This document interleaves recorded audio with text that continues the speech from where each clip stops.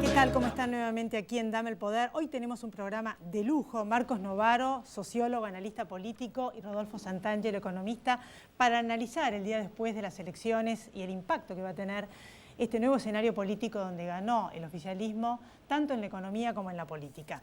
Por estos días, bueno, como ustedes saben, el hecho de que ganó Cambiemos por el casi 40 puntos y pico de los votos del porciento del país, es un dato interesante en la estrategia política que polarizó con Cristina Fernández de Kirchner y que evidentemente fue eficaz porque ganó.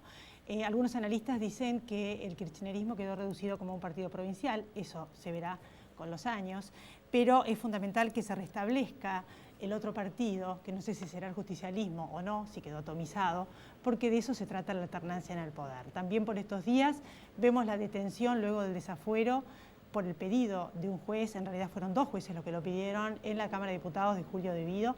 Esto ha generado un gran impacto en la sociedad y, como ustedes saben, no tiene condena. O sea, este es un pedido de prisión preventiva. Hay razones por las cuales los jueces piden esto, en este caso es por peligro de fuga o por entorpecer la investigación. Los fueros son una protección para los miembros del Poder Legislativo que se encuentra en la Constitución Nacional y establece que ningún senador o diputado puede ser arrestado. Es inmunidad de arresto. Pero la ley de fueros no especifica. La defensa de Julio Devido dice que es un escándalo jurídico porque no hay condena, entre otras cosas. En realidad no especifica la ley si tiene que haber condena o no para desaforar. Yo en realidad, como simple ciudadana, lo que quiero decir es que el escándalo jurídico era lo que venimos diciendo hace años en este programa de televisión, que es que en el Congreso de la Nación muchas veces parece un aguantadero más que un honorable Congreso de Representantes del Pueblo de la Nación Argentina y que da cuenta esto que pasó, de que se han puesto a la altura de las circunstancias.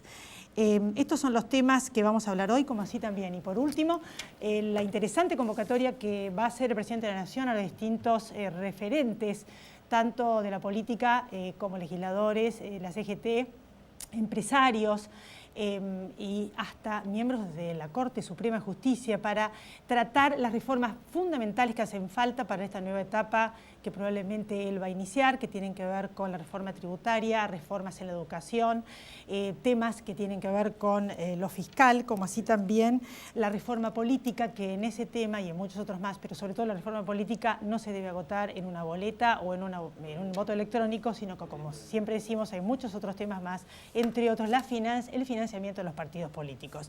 Todos estos temas y cómo pueden desarrollarse en los próximos años son los que vamos a hablar con nuestros invitados después de la pausa.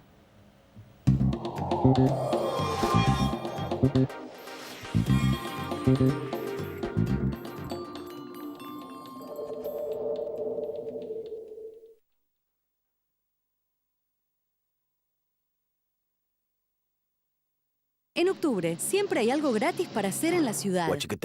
FIBA, Dior Digital, Noche de los Jardines y BEA celebra Galicia, Ucrania y Armenia. Además, música en el Rosedal, Minicentro y muchos eventos más.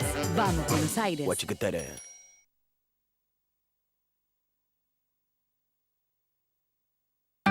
En Provincia Seguros, nuestro compromiso es con vos, porque te brindamos la tranquilidad de tener todo asegurado para que solo pienses en desarrollar tus proyectos tal como lo soñás. Llama al 0810-222-2444. Consulta con tu asesor de seguros o en nuestras sucursales. Provincia Seguros, una empresa del Grupo Provincia.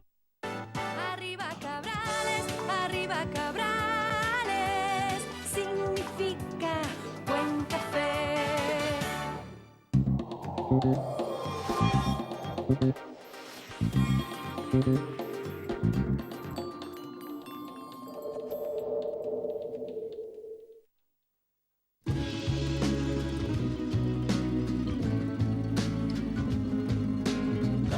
Aquí estamos en Dame el Poder. Gracias por venir, Marcos Novaro. No, por favor. El escenario post-elecciones, ganó Macri. Primero que nada, la detención de Julio Devido, el diputado, porque aún sigue siendo diputado hasta que no haya condena firme, desaforado. Sí, es una cadena de sucesos, digamos, ¿no? Es una semana agitada con muchos acontecimientos a favor del gobierno, podemos decir en términos generales, ¿no? Porque las elecciones, se cierra un poco el caso Maldonado y sin ninguna evidencia de delito institucional, digamos, y lo debido, que fue un bombazo, digamos, ¿no? Me parece que va a generar conmoción y puede acelerar causas de muchos otros acusados de la corrupción kirchnerista, digamos, ¿no? Incluida Cristina. ¿Vos crees que puede generar un efecto dominó? Bueno, yo no diría que debido a hablar, ¿no? O sea, me parece que va a comportarse más o menos como todos los que están hoy presos, que han guardado silencio, a pesar de los intentos de que rompieran el pacto de silencio. No, ninguno ha colaborado con la justicia. En el caso de Debido, además, ha dado señales de solidaridad con su gente, digamos, ¿no? Un pacto mafioso que se mantiene, aunque no sé si eso va a replicarse hacia arriba, ¿no? Yo creo que como Cristina le soltó la mano, y así se comportaron también los kirchneristas hoy, ¿no? No bajaron a la sesión a defenderlo, trataron de salvar la ropa no estando, no mostrándose divididos ni obligados a... Muchos de ellos seguramente iban a votar a favor, digamos, del desafuero. Digamos. Entonces, yo creo que en esa situación tal vez Debido sutilmente colabore en algún sentido, digamos, ¿no? Ojalá.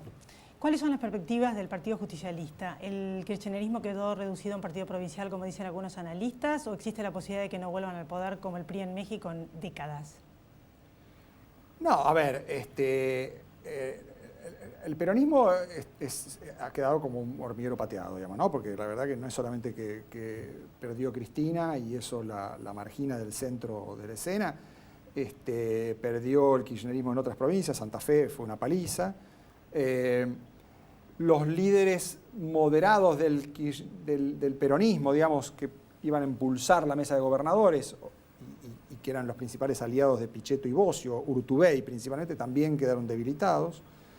Los que se han salvado son los no kirchneristas duros, digamos, ¿no? Berna, Uñac, Mansur, ex kirchneristas que ahora se han endurecido en la negociación con Macri, pero son renovadores del partido, digamos, ¿no? Esos serán tal vez los que van a dar la voz cantante en la mesa de gobernadores y seguramente Pichetto y Bosio van a tener que responder a esas señales. O sea que yo creo que la negociación entre el peronismo y el gobierno va a ser dura.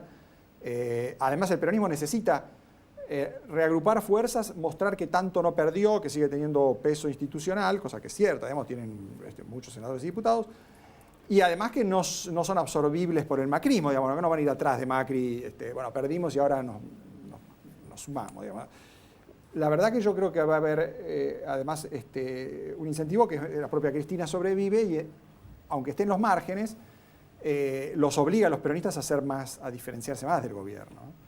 Entonces, yo creo que sí, van a reagruparse, van a tratar de combatir la fragmentación. En diputados creo que muy probablemente van a formar la segunda minoría, ¿no? O sea, detrás de Cambiemos va a estar el bloque de Bosio, porque va a sumar a los masistas y a todos los dispersos, y tal vez a buena parte de los kirchneristas, o a una parte de los kirchneristas que decidan, digamos, saltar el charco, porque ese bloque del FPV no tiene futuro, digamos, ¿no? ¿Y cuáles son las posibilidades de este pacto, de esta concertación que se prevé con lo que acabo de decir al principio del programa, legisladores, empresarios, sindicalistas, miembros de la justicia, para las reformas que son necesarias?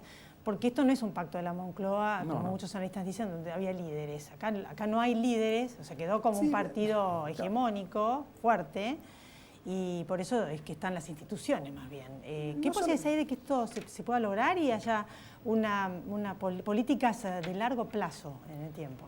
Yo creo que la diferencia con Moncloa no solamente esa de que había, digamos, 2 o 3 partidos, digamos, bien cohesionados y con posiciones claras. En Moncloa había una agenda común. Acá no hay una agenda común. Acá el gobierno sabe que necesita distintas arenas de negociación, porque si pone todo en la misma bolsa va a perder. Entonces va a haber distintas arenas de negociación. Que se haga un acto y ahí Macri diga, bueno, ahora ganamos y ustedes van a recibir una cantidad de propuestas, esperemos que las traten amablemente. Eso, fin, aplausos y terminó. Eso no es la convocatoria de un pacto. Esa es la convocatoria de abrir una arena de negociaciones hecha de muchas mesas. En alguna van a estar los empresarios y los sindicalistas, en otra van a estar los gobernadores, en otra van a estar los legisladores, en otra van a estar una mezcla de esos tipos. Si Macri quisiera juntar todo, sería imposible. Entonces, ¿a qué velocidad van a avanzar esas distintas mesas? Esa es la pregunta que hay que hacerse. Yo creo que en temas tributarios tienen que avanzar rápido porque de acá a fin de año hay que resolver un montón de cosas urgentes. Pero eso seguramente Santangelo lo sabe más que yo. En temas institucionales puede que sea se reduzca, digamos, la resistencia del peronismo. Entonces avancen con algo de la reforma política, avancen con la extinción de dominio, con algunas leyes de transparencia, con cosas que a los peronistas también les conviene para mostrarse renovados, no kirchneristas, digamos, ¿no? Y hay otras cosas que no va a avanzar nada, digamos, ¿no? Yo creo que Macri ya sabe que la reforma previsional hay que hacerla, pero es imposible que avance. Y eso es un tema de agenda que va a quedar ahí, es un enorme dolor de cabeza, pero de acá a 2019, con suerte, va a ir avanzando de a poquito la discusión. No creo que se tome ninguna decisión. Y después, bueno, temas como la reforma laboral, que van a ir por sector, eso ya lo dijeron, ¿no? Se bajaron de la iniciativa legislativa, dijeron no va a haber ningún proyecto de ley. ¿Vos crees que esto es suficiente teniendo en cuenta que la pregunta en realidad sería, es evidente que el sistema no funciona? La democracia estos últimos años dejó mucho más pobres, cada vez más pobres. Como sistema político acá hay algo que no anda, o sea, algo hay que cambiar. ¿Es este el camino o habría que hacer un pacto como se hizo en otros países? ¿Esto es suficiente? O sea, ¿cómo lo ves? No, yo no creo que haya que discutir sobre hipótesis especulativas, digamos. Uno quisiera que se pudiera refundar el país, no tiene sentido discutirlo, no va a haber gran refundación. Esta es una etapa de gradualismo, de salida de una situación de muchos desequilibrios y conflictos, y de progresiva incorporación a esa transición de temas de reforma. En un gobierno que es una mezcla de transición y cambio, digamos, ¿no? Transición es salida del desorden, reforma es generar reglas nuevas. No es Menem, digamos, ¿no? Y por suerte, yo creo que si los cambios se hacen de a poco, tal vez se pueden hacer mejor, más prolijamente y de forma más sustentable. El gradualismo muchas veces se justifica con la idea de que Macri es gradualista porque no le queda otra porque es minoría. Yo creo que también tiene que aprender a hacer de la necesidad virtud y decir, bueno, es mejor ser gradualista porque así vamos sobre seguro y vamos trabajando sobre medidas que funcionen. Y eso nos diferencia de la historia argentina de la improvisación, de la chantada, privatizamos todo en 6 meses y después vemos qué pasa. Eso no. Las figuras son evidentemente María Eugenia Vidal, bueno, Carrió en Capital y Macri, obviamente. ¿Cómo ves esas figuras? ¿Vos crees que Carrió va a ser como el baluarte de la institucionalidad, acompañando para una mayor institucionalidad? Vidal quizás una candidata a futuro, o sea, ¿cómo ves esas figuras en el escenario político? ¿En la próxima presidenciable Vidal o un nuevo periodo de Macri y después Vidal? No lo sé, es muy ciencia ficción. Yo diría, en principio, Macri me parece que va a ir por la reelección y no va a haber competencia. Vidal ya dijo que ella no participa de ninguna competencia. Macri, en todo caso, levanta más a Peña que a Vidal como sucesor.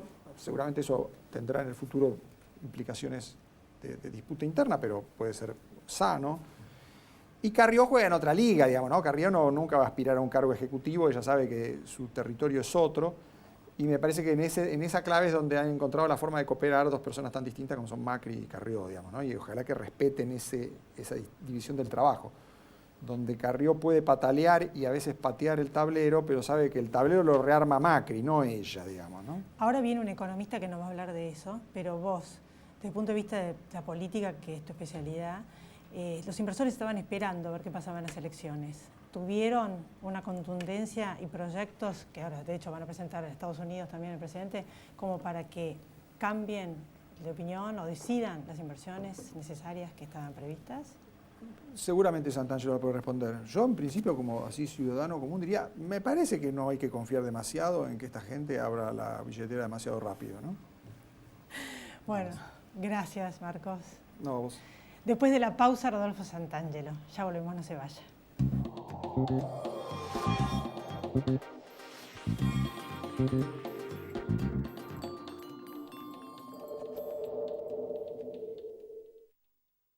Grupo Petersen, desde 1920, construyendo el país.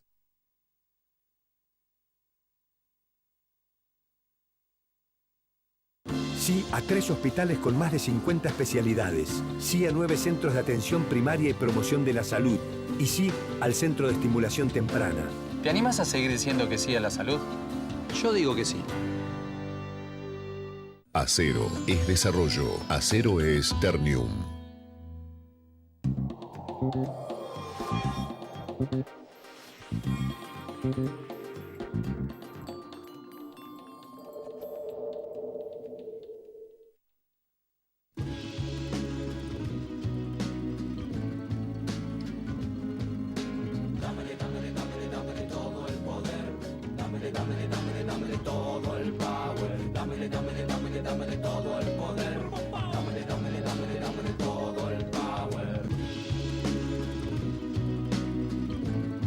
Seguimos en Dame el Poder. Gracias por venir, Rodolfo Santangelo. Gracias por la invitación. Bueno, ni bien se definieron las elecciones, bajó el riesgo país, subieron las acciones de las bonos e incluso de todas las empresas argentinas.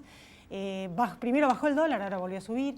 ¿Cuáles son las perspectivas después de este nuevo escenario electoral en cuanto a, por ejemplo, lo que le acabo de preguntar a Marcos, la posibilidad de que lleguen las inversiones y qué impacto tuvo en los mercados? Bueno, un resultado electoral era una condición positiva, una condición absolutamente necesaria para despejar el horizonte. No suficiente porque terminada la elección y despejado el horizonte político, como se explicaba recién, ahora viene el día después, que sale de este pacto de gobernabilidad, de estas reformas que se van a anunciar.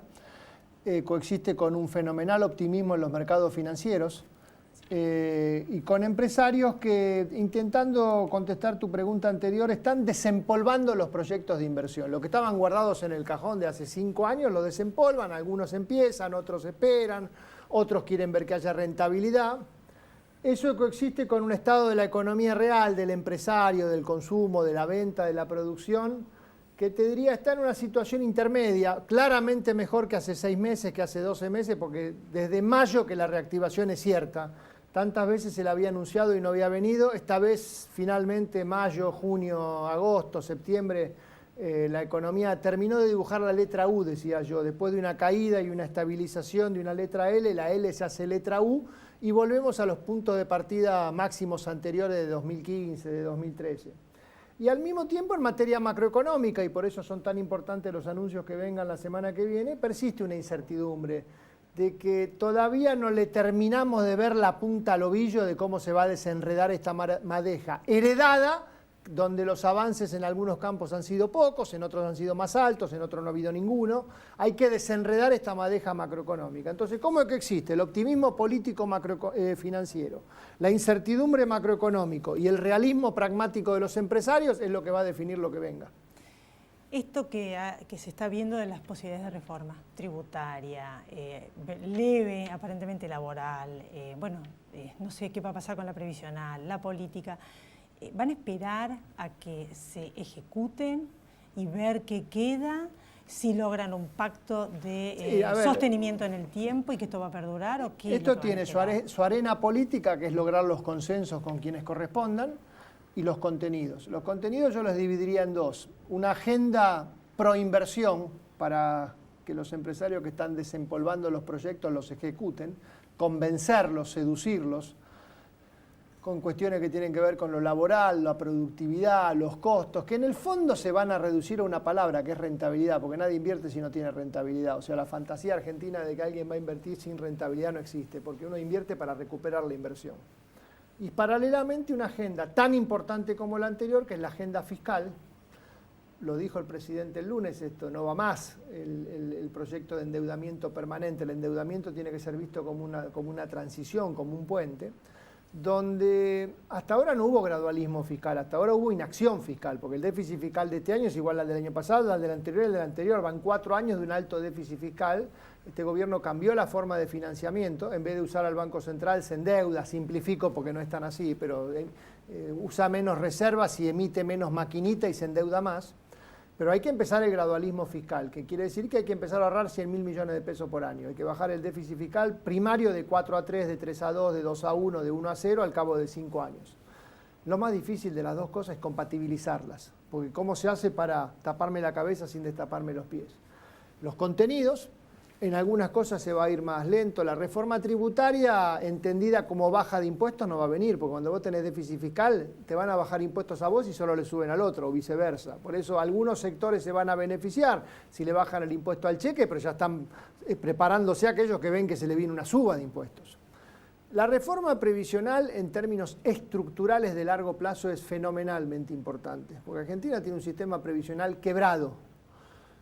Y si uno pudiera convencer al peronismo, sobre todo, que la manera de poder, si quieren algún día gobernar en la Argentina, en el 2019 o en el 2023 o cuando sea, lo mejor que pueden recibir es un sistema previsional saneado, sería fantástico. Pero me parece que es un cuento de ciencia ficción lo que estoy esperando.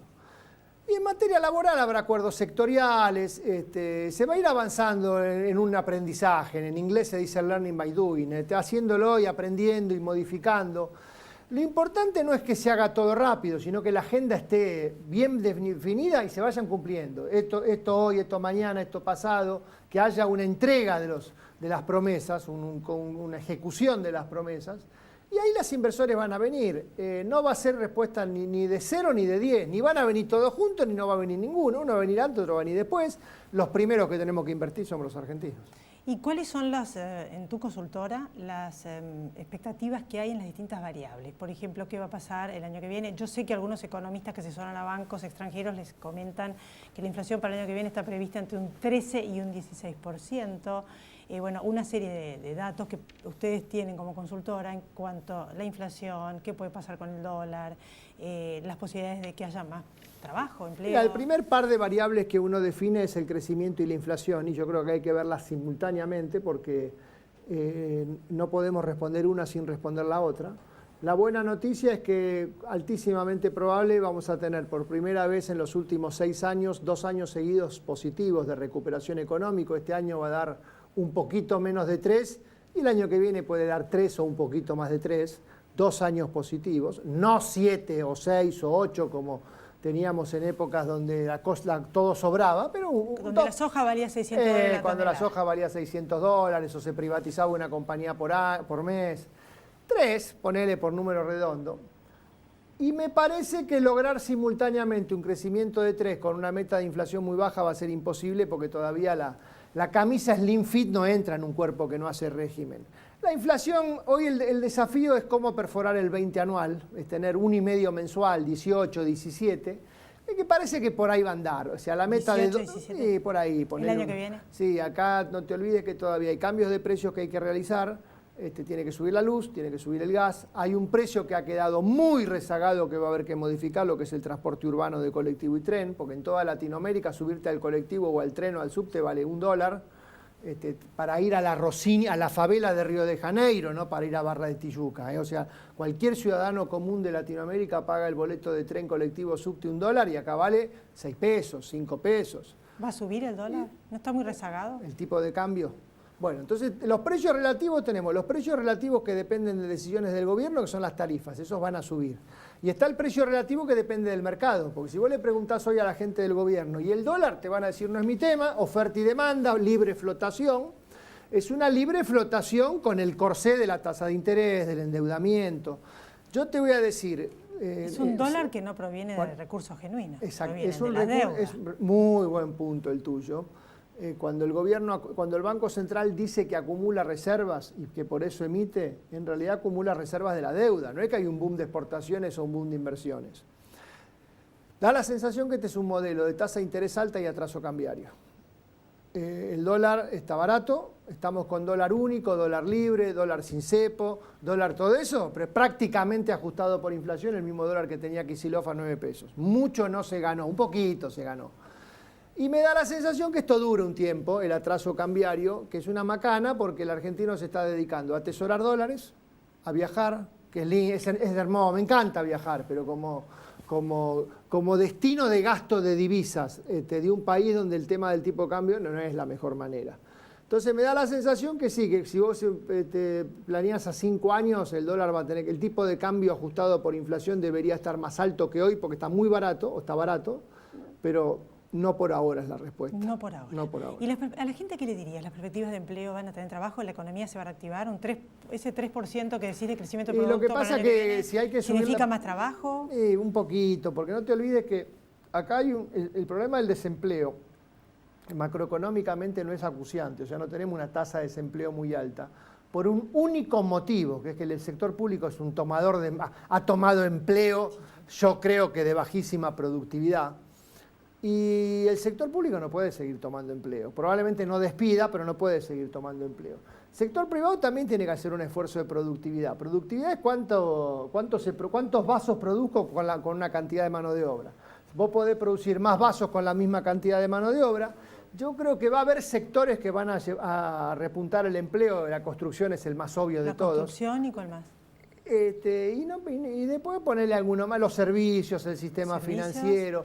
Pero me da la sensación que la generación de puestos de trabajo calificados, bien remunerados, es un tema que es para otro programa. Y por último, me queda un minuto, este porcentaje, esta manera de gradualismo de reducir el déficit que tienen, que es a través de esperar que crezca más la economía, la llegada de inversiones y el aumento de las tarifas. Como que el déficit baja un poco por ahí. Que es un gradualismo, ¿es suficiente? Es un gradualismo futuro, porque hasta ahora no empezó, te repito, va a empezar en 1 de enero del 2019, donde nadie sabe si es suficiente. Lo que sí sabemos es que depende mucho del endeudamiento, porque todo este supuesto gradualismo necesita endeudamiento. El endeudamiento no es vos solo queriendo endeudarte, es alguien que te preste. Y la deuda tiene un pequeñito problema, que es que un día hay que pagarla. Hay que pagar intereses y hay que pagar el capital.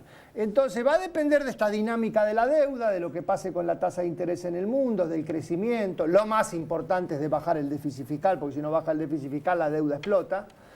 Y bueno, el riesgo que tenemos no es que explote, pero sí que dentro de 4, 5, 6 años descubrimos que somos un país que progresó insuficientemente y se quedó con deuda. Eso sería la mala noticia. La buena noticia es que este endeudamiento pueda ser pagado con crecimiento económico. Ojalá.